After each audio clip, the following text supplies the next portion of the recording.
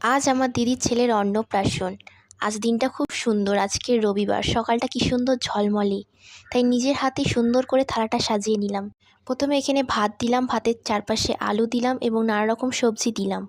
যে সবজিগুলো দিয়ে আমি থালা সাজিয়েছি সেগুলো হচ্ছে বেগুন, ফুলকপি এবং কুমড়ো। তারপরে থালা সাজানো হয়ে গেলে আমি সুন্দর করে স্যালাড সাজিয়ে নিলাম। আজকে স্যালাডটা একদম ইউনিকভাবে আমি সাজিয়েছি গাজর, শসা আর পেঁয়াজ দিয়ে। এখানে আমি একটা মাছের কাটিং দিয়েছি। আর আমার সাজানো কমপ্লিট হয়ে গেছে। আমার দিদির ছেলেও রেডি হয়ে গেছে, ওকে একদম ছোট্ট বরের মতন লাগছে। তারপর পুচকের বড় দাদু ওর সাথে একটু ইয়ার্কি মজা করছে। এত মিষ্টি লোভ দেখিয়ে ওকে মিষ্টি একটাও দিল না, অথচ ওর নজর দেখো মিষ্টির দিকেই রয়েছে। আর পুচকে এখন মামাদের কোলে বসে দুষ্টুমি করছে। বড় মামার কোলে বসে বসে পুচকে কতটা দুষ্টুমি করছে আর কত এনজয় করছে তোমরা দেখতে পাচ্ছ।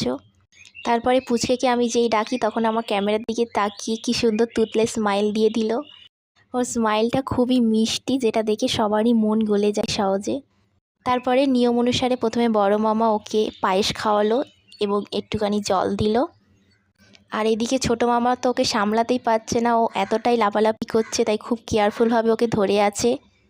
তারপর বড় মামার হাতে তার খাওয়া হয়ে গেলে মেজো মামার টাইম চলে এসেছে। এখন মেজো মামা ওকে খাওয়াতে যখনই যাচ্ছে ও ওর হাতটা বাড়িয়ে দিচ্ছে থালার মধ্যে, তারপরে কত সুন্দর করে খাচ্ছে দেখো।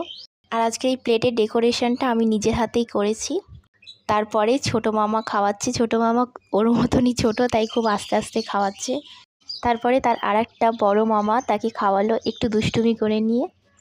আর ও এই মোমেন্টটা খুবই এনজয় করছে আর একটু একটু করে হাসছে।